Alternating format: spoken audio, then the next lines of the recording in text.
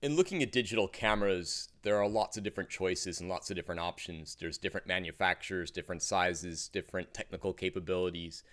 But what I'd like to do now is just sort of break these types of cameras down into the major families or categories and give you an idea of what each family can offer. At the same time, we'll take a more detailed look at three of the better cameras in each of their categories and talk a little bit about what makes them special. So for those of you getting into photography and you're starting out trying to figure out what kind of camera is right for you, I'd like to take a moment just to go over the basic types of cameras that are available to you and not so much focus on manufacturer per se, but to talk more about the categories of cameras that might suit you best for your type of shooting. So starting off here with the point and shoot cameras directly to my left, these are the cameras most people getting into photography are already familiar with. These are the ones that you probably know someone who owns one of these if you don't own one already. They are these nice, lightweight, compact cameras that will go just about anywhere, and because of their portability and ease of use, they're really a lot of people's first gateway into photography in general. Maybe nowadays with cell phones being more camera friendly, a lot of people are starting off with cell phones, but when it comes to bumping up to another higher quality level from what you might get with your camera phone, this is probably your first step up. So what do these have to offer? What are the high points? First off, in addition to portability, they tend to be very easy to use. In other words, because they're designed for people who don't know a whole lot about photography, they're designed to take images that give you correct exposure consistently in a variety of situations, whether you have a lot of light coming into the camera out on a bright sunny day at the beach, or whether you have a low light situation when you're indoors at a party or outdoors on the street at night when you've only got a low amount of light to shoot with. These cameras are designed to adapt to any situation and give you good looking, good, consistent quality images regardless of your shooting ability and your level of expertise with photography. Along those lines, they operate in a very user-friendly manner. They tend to have very bold graphics and easy to find buttons, and in most cases are not too heavily weighed down by options that intimidate a new photographer or someone who's just trying to take a few good pictures or videos. I should mention that most of these cameras these days, regardless of whether it's point and shoot or whether it's a digital SLR camera like this one, most of them do offer video options of some sort depending upon how much you spend and what kind of price range you're into. They're very quiet. They're quite silent, and that can be very useful for certain situations like weddings or recording at events where there's music involved, or situations where you need to be quiet and very respectful, perhaps even at a play or something along those lines. Certainly, in most cases, quieter than their slightly noisier counterparts over here. Digital SLR cameras tend to make noise when they autofocus as well as when they take pictures. They have a noticeable click to them. A minor issue for some people, but depending on what you're doing, again, that could be an issue for the type of work that you do.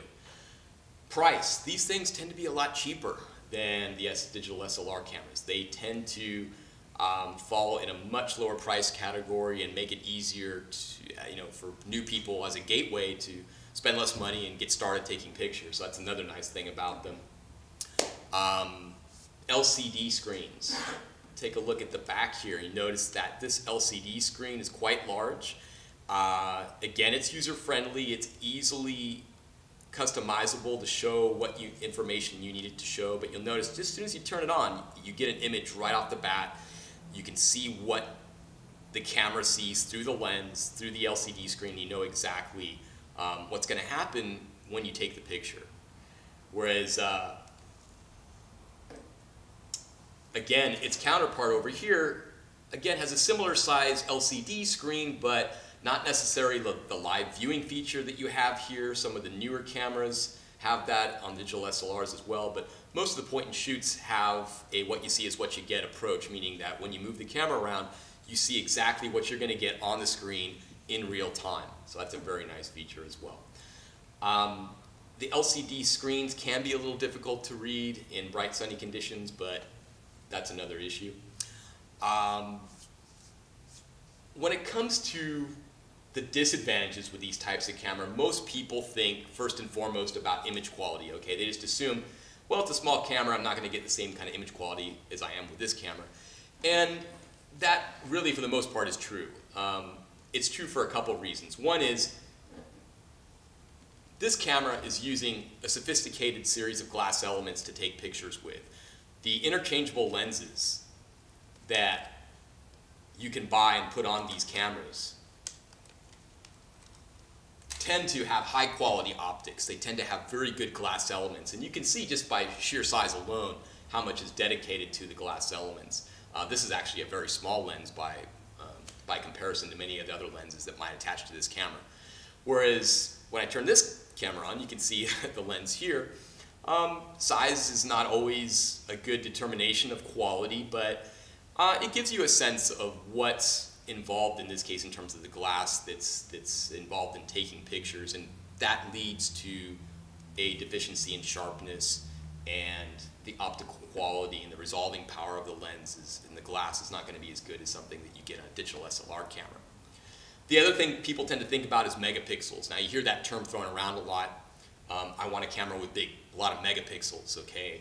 I want a camera that performs well, and therefore I need a lot of megapixels. And a lot of people are misguided by that notion. A lot of people, I think, are trying to pursue cameras that maybe have more megapixels than they really need. And the bottom line is, as long as you have megapixels sufficient enough to give you the size prints that you're looking for, you're going to be fine. So in other words, if you're someone who is mostly taking pictures to upload to your website or to share on Facebook or what have you, you're not going to need the same number of megapixels as you are someone who wants to print, let's say, an 11 by 14 print image, either at home or by sending out through a third party of some sort. These cameras are going to deliver, the digital SLR cameras are going to deliver to you a higher megapixel range in most cases. A 10 megapixel camera on the point and shoot spectrum, a camera of this size, is quite normal. That's kind of what we'd expect in most cases. It may be higher, might be lower. But when it comes to a digital SLR camera, we might be talking about 20 megapixels and up. So depending upon, again, the price range you're looking for and what is really important to you, you can get a camera that's going to allow for higher resolution prints if you go to this end of the spectrum as opposed to the point and shoot variety.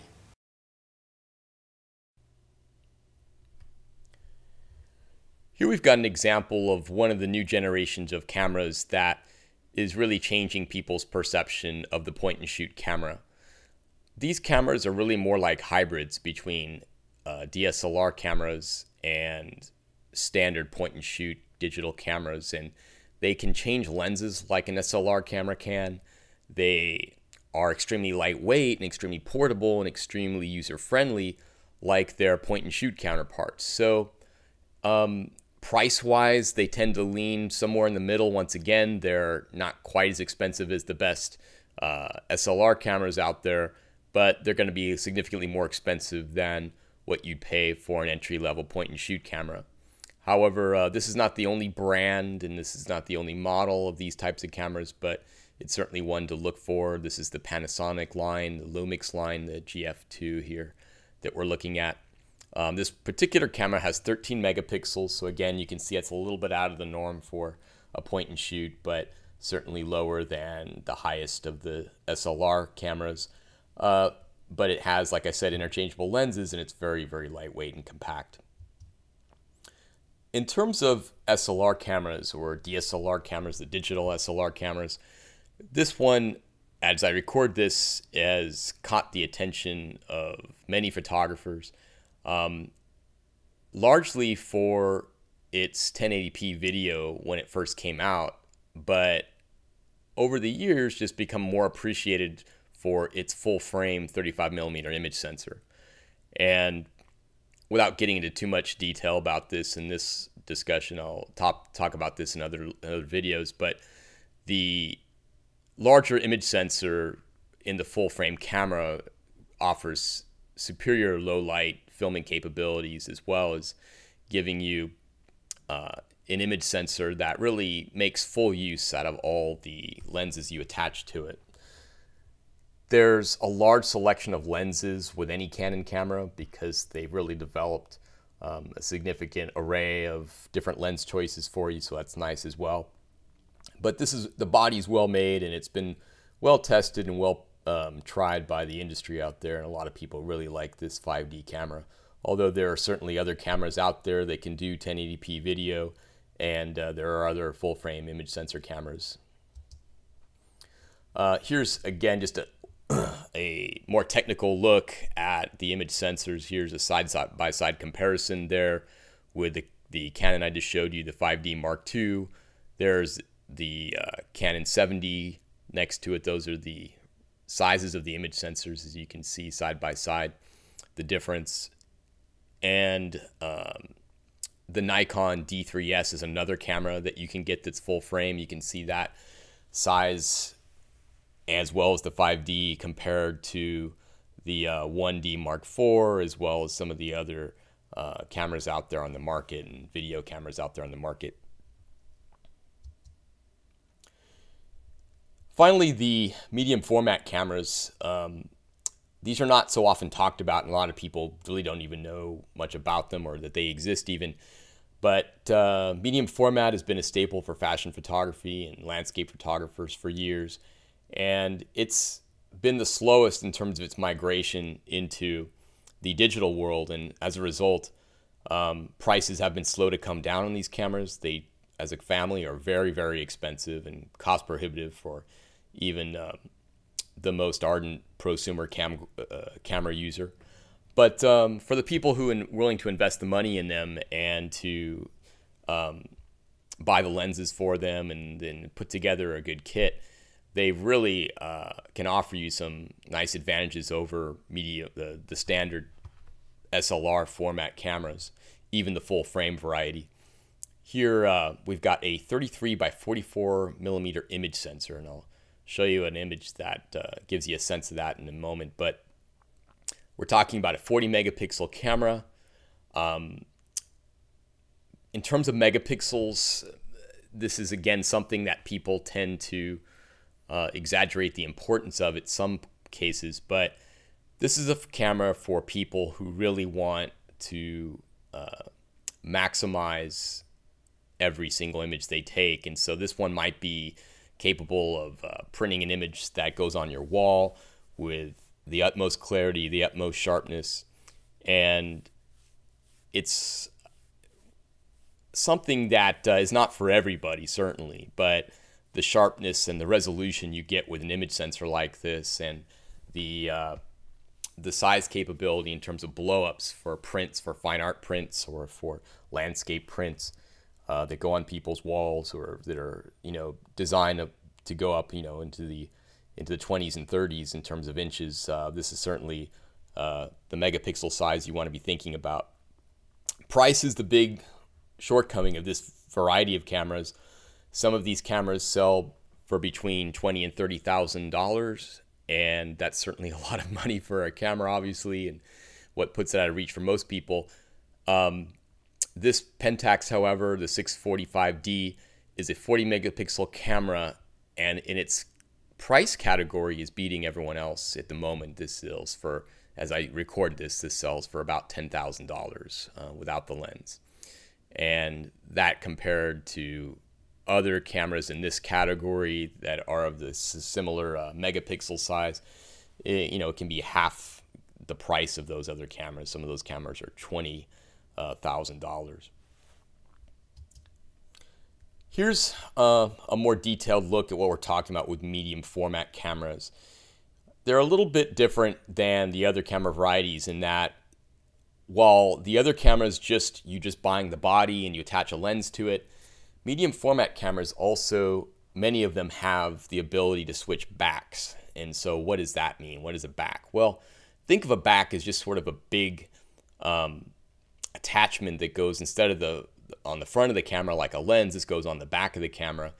And these backs can do different things. So for example, there on the right with the Mamiya family, Mamiya cameras many of them are designed to be able to switch between film and digital. So you can slap a digital back on the back of the camera and it will shoot, 22, 28, 33, and 40 megapixel images, and even 56 actually, but depending on which back you buy. But it also can be switched for a film back that actually will shoot film. And so you're using the same camera, the same lenses, but you can shoot in two totally different mediums. And that's a unique feature to these types of cameras. So in some cases, people already have an older camera that they shot back in the 90s with film, and now they want to upgrade. They can go just buy the digital back instead of buying a whole new body like you would with an SLR camera. And not all of the I should say, medium format cameras have this feature, but some do. Here's a few of the brands out there. There's the Pentax I mentioned earlier, the Hasselblad family, and the Mamiyas. And if you go in this direction, there's a lot to be considered, and you're going to need to really spend some time in weighing the options. But at the moment, there's really a lot of buzz around that Pentax. Here's a more detailed look at the image sensors that I mentioned earlier. So if you notice the medium format, we compared with that 35 millimeter full frame, really dwarfs it. And people often think of 35 millimeter full frame as the ultimate, and certainly in the SLR world, that's what we expect as kind of the best image sensor we can look forward to. But in the medium format world, we're working well beyond that. And you can see there's the Kodak image sensor that's used by several of the medium format cameras. And it's 50 by 39 millimeters in size. And a 35 millimeter full frame, by comparison, is 36 by 24. Okay, so this gives you some sense of the size differential we're talking about. And you can see there on the right some of the different image sensors out there from different camera manufacturers and their relative sizes. When we're talking about image size, we're not just talking about the quality of the image in terms of sharpness and the resolution it captures, but we're also talking about its light sensitivity and its ability to perform well in low light and produce really beautiful depth of field even at close range. So, for example, the way that the camera interacts with the lens is going to be different with a full frame digital sensor than it is with something smaller. And I'm really talking about SLR cameras, but the depth of field that you can produce is going to be shallower at a closer distance than a smaller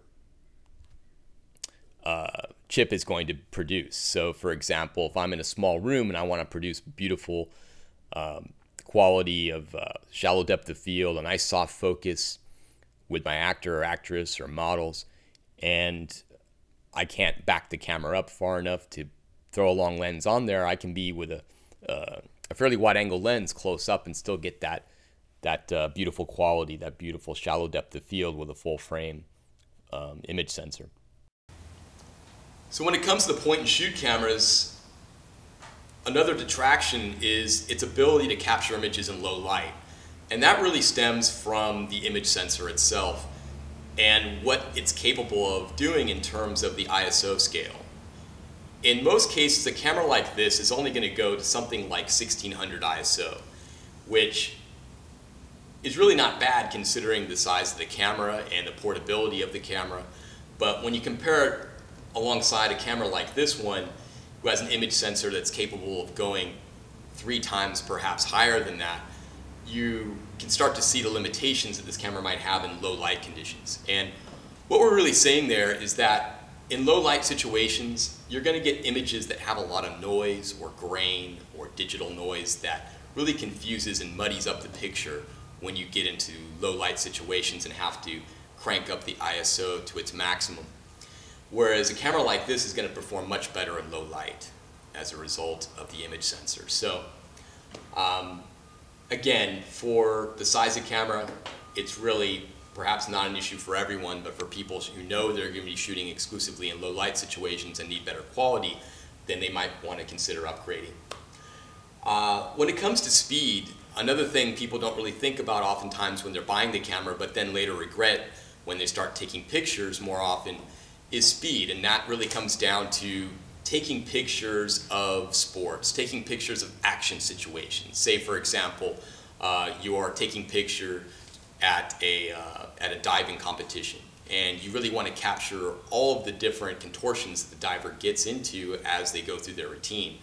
That's something that's very difficult to do because it happens in a split second, and when you're shooting with a point-and-shoot camera that might be a bit slower, you might end up with a couple images of the dive, whereas a camera like this that's capable of a speed burst of images might be able to capture 5, 6, 7 images all in a fraction of time. So you might get the whole sequence of the dive with a camera like this, whereas you might only get a couple key moments with this camera, and you might miss that crucial moment that makes for the right picture. So if you think you're going to be doing a lot of action photography, maybe it's just your son or daughter playing Little League, maybe it's just a pickup basketball game or what have you, but if you're thinking about shooting sports, you may want to consider going with something like this. The LCD, while it's a nice feature, as I pointed out, can also be a hindrance in that when it comes to bright sunny situations, say you're at the beach and it's the middle of the day and you got a lot of light reflecting, you got a lot of light bouncing off the back of this sensor and making it very, very hard to see because of the glare what the camera is seeing. And you may have already experienced that situation, perhaps with your cell phone or something similar. That can be very difficult to take pictures, you can imagine. So having an eyepiece, such as the one that comes standard with digital SLR cameras, is very handy for those situations because you can put this up to your eye and have a nice dark viewing apparatus there to look through and get, the image set up just the way you want without having to rely on the glared screen of the LCD. And that can be a very, very significant thing for certain people in certain situations. So again, something you might want to consider. Some of the older model point-and-shoot cameras do have an eyepiece attached to them, but most models have gotten rid of this. And part of the reason they got rid of it is due to parallax. This basically, when you look through this, it's not exactly what you're getting through the lens, and that parallax, that difference in image between the viewfinder and the LCD can create problems. And so most cameras that you see in the point-and-shoot category are going to be just a single LCD screen. All right, the manual controls that photographers use to create images the way that they see them and the way that they want to design them. For example, manipulating depth of field, depth of focus, or playing with shutter speed. Some of these creative controls are not as apparent or not as available to you on a camera like this one. Some cameras do have those features, some don't, but most all digital SLR cameras are going to have full manual control, shutter priority, aperture priority, and the ability to more creatively customize the images that you're taking and basically tailoring the images more to your desires and more to your needs in terms of the mechanics of the camera as well as exposure. And that can be an advantage, of course. So, the lenses on a camera like this are obviously adaptable. As I pointed out, you can remove lenses and change the focal length of lenses so you can choose between zoom lenses, macro lenses, wide angle lenses, medium lenses. A camera like this is probably going to have one zoom attached to it. There's my zoom. I have a certain range I can manipulate. I can zoom in, I can zoom out, and that's about it. Once I've used up that range, that's pretty much all I'm going to get with a camera like this. So it's very limited when it comes to the focal lengths of lenses and the types of lenses that you can use creatively with a camera like this. There's not a whole lot of choice there. Well, when it comes to the disadvantages of LCD point-and-shoot cameras, I should say, that pretty much wraps it up.